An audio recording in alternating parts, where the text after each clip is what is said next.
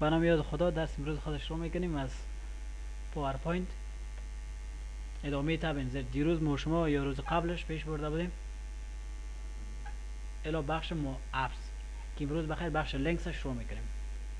ببینین بخش لینکس در شروع اولین آپشنش به نام هایپرلینک موضوعی که شما در ورد در اکسل برنامه قبلی خوانده بودیم حالا هم در پاورپوینت دوباره آمده.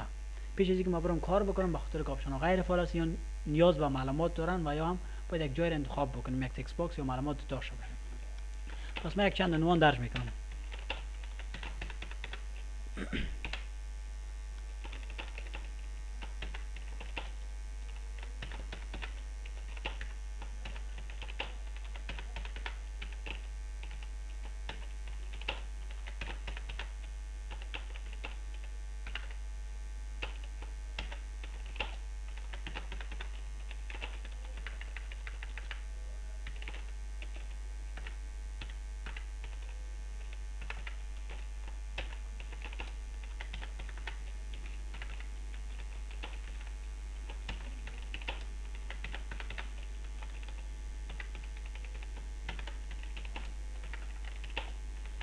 یعنی 8 تا اسلاید ما داریم فعلا و معلومات هم برش درج کردیم.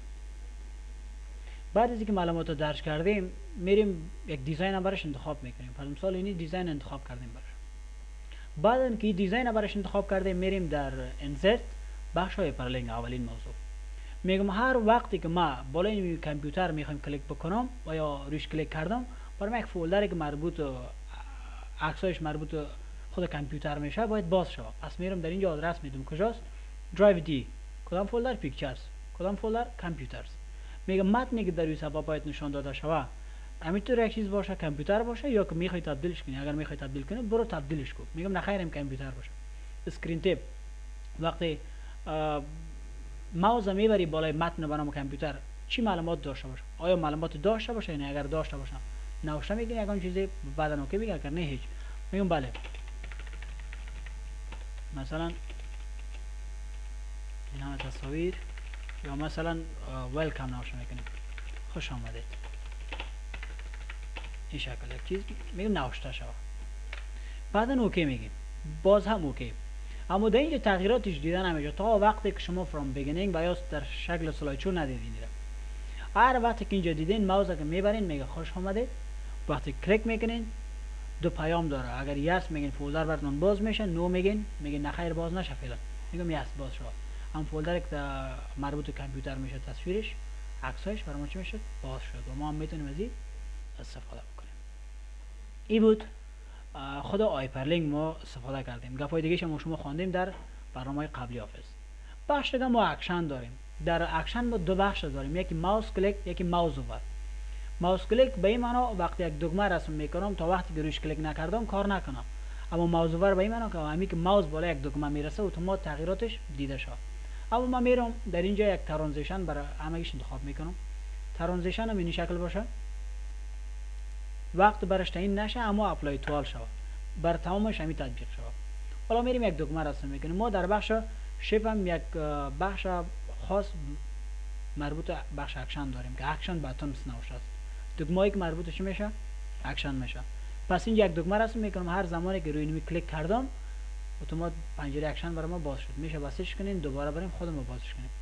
هر وقتی که روی از کلیک کردم اگر ماوس کلیک میگین، اگر ماوس اوور میگین یا انتخاب میکنین از بخش ماوس اوور به این معنی که هر وقتی که ماوس بالای دکمه میبرم میگم نخیر ماوس کلیک چه کار شود؟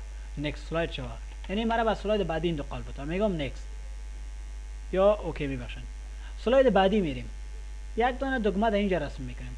میگم هر زمانی که من روی از این دکمه کلیک میکنم مرا به پریویو سلاید انتقال بده. میشه شما انتخاب بکنید نکست، میشه پریویوس، میشه لاست، میشه فرست و به این شکل تمام موضوعاتی که در این قسمت.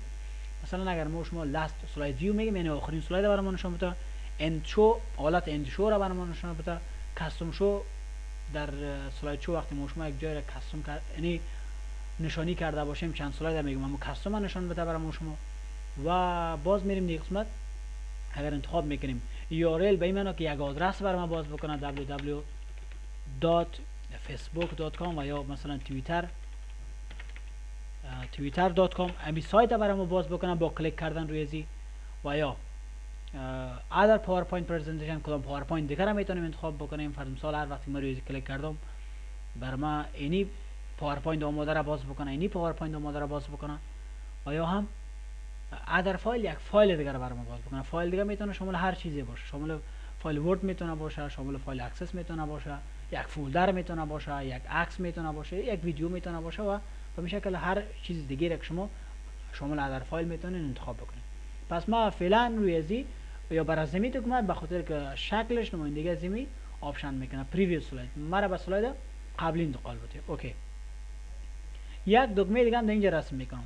میگم هر وقتی که روی این دکمه کلیک کردم مرا به آخرین سلاید ببر و یا انتقال بده به لاست سلاید، آخرین سلاید. پس اوکی میگین. وقتی راست کلیک هم میکنم من نامش نوشته میکنم لاست سلاید، لاست سلاید. بله، و میایم به لاست سلاید ما. میگم آخرین سلاید میایم، میگم یک دانه دکمه در اینجا رسم میکنم. هر وقتی که روی کلیک کردم مرا به ببر و یا انتقال بده به فرست سلاید. فرست سلاید رو پیدا میکنم. اوکی اوکی، نوشتهش هم میکنم، میگم فرست سلاید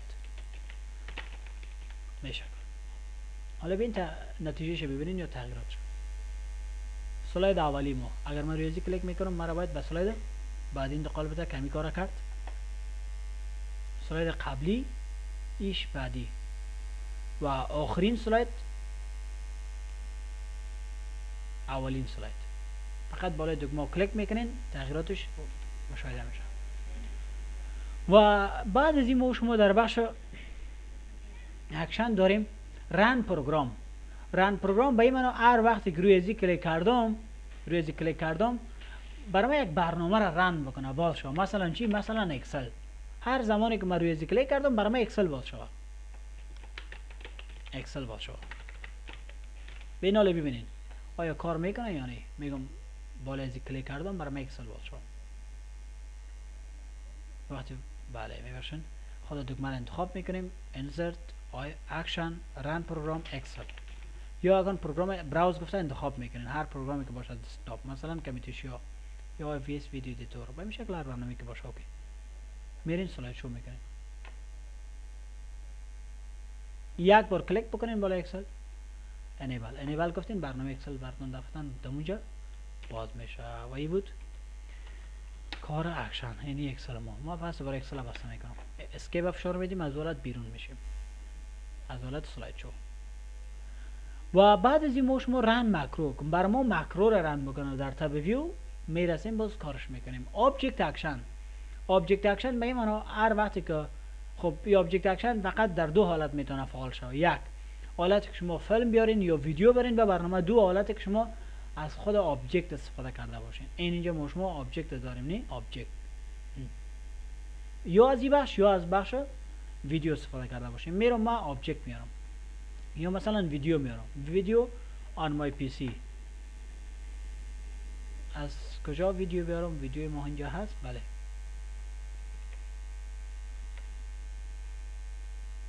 ویدیو نداریم. خب میرم از تب ویو، میباشن از تب دیتا ویدیو ادیتور، یک فیلم از ویدیو انتخاب میکنیم.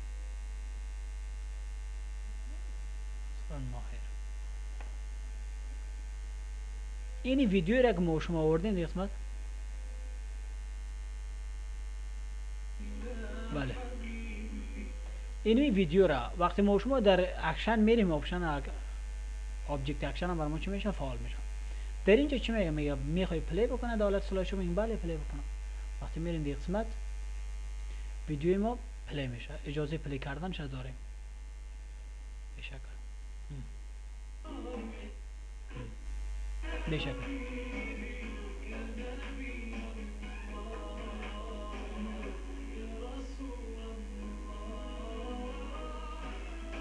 این شکل. این بود آبجکت اکشن که در دو حالت بر شما فعال میشه. بخش دیگه ما شما داریم پلی ساوند. پلی ساوند چیکار میکنه؟ و میمونه هایلایت کلیک. پیش از پلی ساوند هایلایت کلیک براتون بگیم. هایلایت کلیک هم وقتی فعال میشه که شما آبجکت کار گرفته باشین. مثلا من پنت میرم انتخاب میکنم، یک کاری را روی از برنامه داشته باشم، بعدا بستش میکنم، میرم در بخش اکشن هایلایت کلیک فعال میشه. هایلایت کلیک وقتی ما انتخاب میکنم اوکی میگم دولت سلاید شو یک هایلایت شکل میده که عموما در هر دیزاین تغییراتش دیده نمیشه، اما وقتی شما روی از کلیک بکنین یک هایلایت میده که شما روی از برنامه کلیک کردین و برنامه بر شما باز میشه. اما اینجا ما شما باید بریم در بخش اکشن، آبجکت اکشن باید ادیت یا اوپن انتخاب بکنیم. ببینید اگر ما شما از این انتخاب نکنیم باز اجازه برام نمیده. مثلا اوپن انتخاب میکنیم. اوپن که انتخاب کردیم حالا که رفتیم دولت سلاید شو وقتی میایم روی کلیک میکنیم برای ما اجازه میده که ما داخل برنامه بریم و تغییرات داشته باشیم. و موضوع بعدیش که گفتم پلی ساوند است، برای ما شما تنها وظیفه‌ش این است که صدا پلی بکنم. مثلا هر وقتی که من روی کلیک میکنم نکست سلاید خب اما وظیفه نکست سلاید رو انجام بده برام، اما در پالی نکست سلاید یک صدا برام بده. چه شکل صدا؟ مثلا صدا این شکل. همین که اوکی گفتیم، سلاید شو گفتیم، فرام بیگینینگ گفتیم و حالا که روش کلیک میکنیم ببینید تغییرات شد. یک صدا داره. اگر صدایش تغییر میدین برین صدایش تغییر بدین. مثلا روی دکمه اکسل کلیک کردم برای ما به این شکل یک صدا تعیین بکنم یا برش میخوام استفاده بکنم به شکل. اگر صدا از کامپیوترتون میگین ادر ساوند، اما شرط داره که باید ویو باشه. هر رقم موزیک انتخاب کردن نمیتونن اگر ویو نباشه. پس من فعلا صدای خود برنامه رو استفاده میکنم، اوکی میگم، بعدا اوکی گفتم سلاید شو فرام بیگینینگ و بعدا روی دکمه اکسل کلیک کردم ببینید این شکل برام یک صدا داشت. پس دوباره بسیج کردم اسکیپ هم فشار میدم از یالت بیرون شود.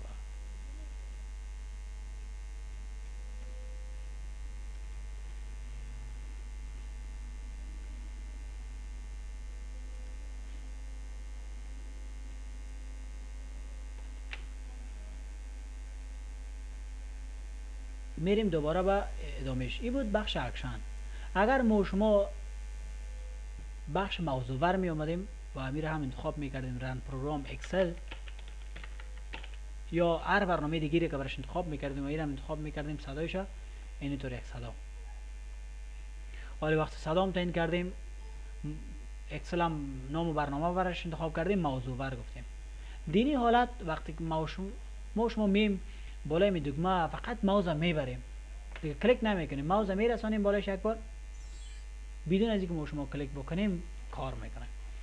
و این هم است وظیفه ماوس اوور. عین شکل شما میتونین آپشن های دیگه هم کار بگیرین در بخش اکشن. موضوع بعدی ما شما داریم کامنت. کامنت در صورت اگر خواسته باشین برای یک جای کامنت بتین انتخاب میکنین، کامنت میتین، نظریه میتین، خلاص این شکل کامنت بعدی شکل انتخاب میکنین، کامنت بعدی انتخاب میکنین، خلاص. این کار وظیفه کامنت است که فقط درباره یک موضوع میتونیم کامنت بدیم یا نظر بدیم. اگر کسی ریپلای داشت ریپلای نوشته کرده بر ما میتونه. تکست باکس فقط به خاطر درج تکست باکس و نوشتن یک متن در یک نقطه از صفحه و یا اسلاید. در هر نقطه‌ای که میخواین متن نوشته بکنین با استفاده از تکست باکس میتونین نوشته بکنین در هر جایش که باشه. خلاص. این است وظیفه‌اش. آپشن بعدی یا بخش بعدی هیدر فودر. هیدر چیکار میکنه و فودر چیکار میکنه؟ اگر ما شما میم در بخش سلاید میگیم دید اند تایم، برای ما شما تاریخ نشان باید بده. خب امروز میگیم تاریخ اینی است با لسان انگلیسی اپلای توال حالا تمامش تطبیق شد. و در هر دیزاین فرق هم میکنه. وقتی ما شما اینی دیزاین انتخاب میکنیم در این دیزاین ببینید این قسمت برای ما تاریخ درج کرده. اگر من میام اینی دیزاین انتخاب میکنم در دیزاین در کجاست؟ این قسمت برای ما شما تاریخ درج کرده. اگر من میام یک دیزاین دیگه براش انتخاب میکنم مثلا این دیزاین تاریخ در کجا درج کرده برای ما شما یک بار ببینیم. بله اینجا. اینو می دیزاین انتخاب میکنم یا اینی دیزاین انتخاب میکنم یا هر دیزاینی که شما انتخاب میکنید قسمت انتخاب بکنید. خب این اینجا برای ما درج شد. دوباره که میریم دیگه قسمت یا مثلا من یک دیزاین آماده شده دیگه رو باز میکنم.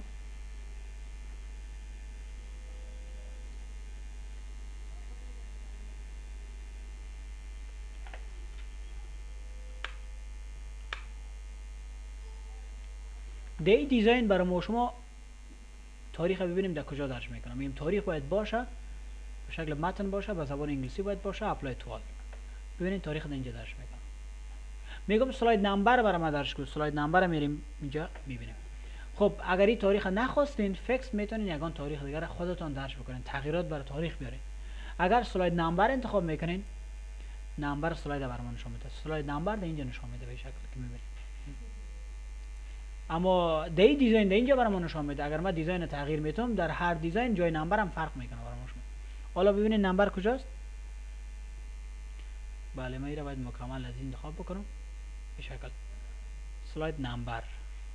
هیچ تصویر گرفتیم. اینجا تاریخ برای ما داشته. سلاید نمبر هم بریم یک بار فعال بکنیم. سلاید نمبر فعال است. اپلای توال گفتیم و بله اینجا نمبر سلاید برای ما شما درج شده. اینجا بسیار ضعیف. و باز میریم در قسمت اگر دیگه دیزاین انتخاب میکنیم، در هر دیزاین نمبر هم جایش فرق میکنه به شکل و شکلش فرق میکنه. پس دوباره کنترل زی و کنترل زی. خب ادامهش اگر فودر پاورقی در این دیزاین ببینید در این قسمت ها درش میشه برای ما. شما کی جور کرده میره ارنج بای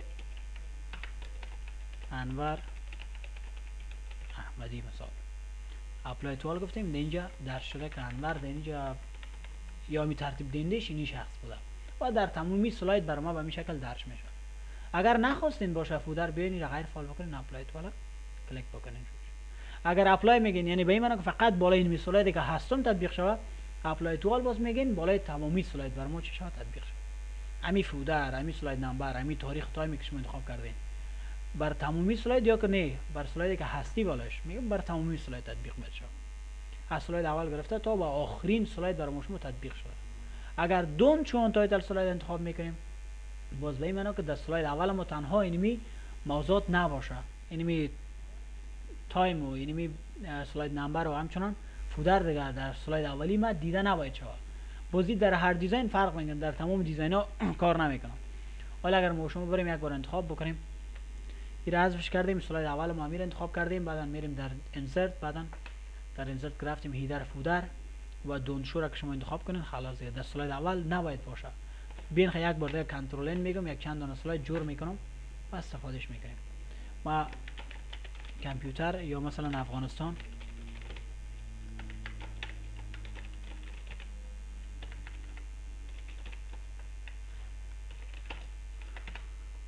کنترل دی 5 دانه سلاید داریم. مزار، هرات،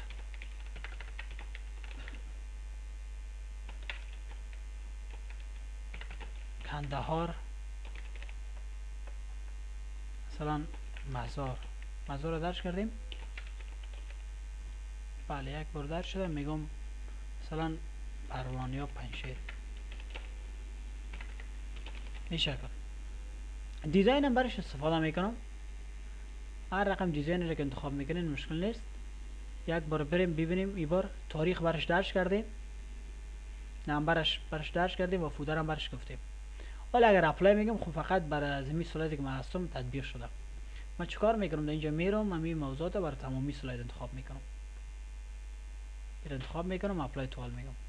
حالا درج شد تاریخ همه چیز. اگر شما این میره دونت شو انتخاب میکنین اپلای باز هم کار نکرد. یک بار دیگه میبینیم. میریم در یک دیزاین دیگه امتحانش میکنیم. در یک بعض دیزاین ها هست که در سلاید اول میگین دیگه همون موضوعات نشان نده بر من، تاریخ نشان نده، فودر بر من نشان نده، همین موضوعات بر من نشان نده که باز شما میایین این آپشن فعال میکنین خلاص. دونت چون تا در سلاید نشان نده بر من. و بخش دیگه ما نوتس اند هاوتس داریم که اینجا همون موضوعات تنها چیزی که اضافه شده تنها یک چیز به نام هیدر، یک عنوان به نام هیدر. در هیدر میگم چی باشه؟ ادالت لرنینگ سنتر. خلاص به شکل اپلای توال گفتین. در هیدر هم میتونیم ما نوشته بکنیم استفاده بکنیم که هیدرش باز اینجا استفاده نمیشه. من فعلا حفظش میکنم و یک بار دیگه من میرم امتحان میکنم. برنامه آخرین بار دون چون تایتل سلاید فعال است. خلاص باید در سلاید اول این موضوع نشون نده. در تمام این سلاید نشان میدم با جز سلاید اول.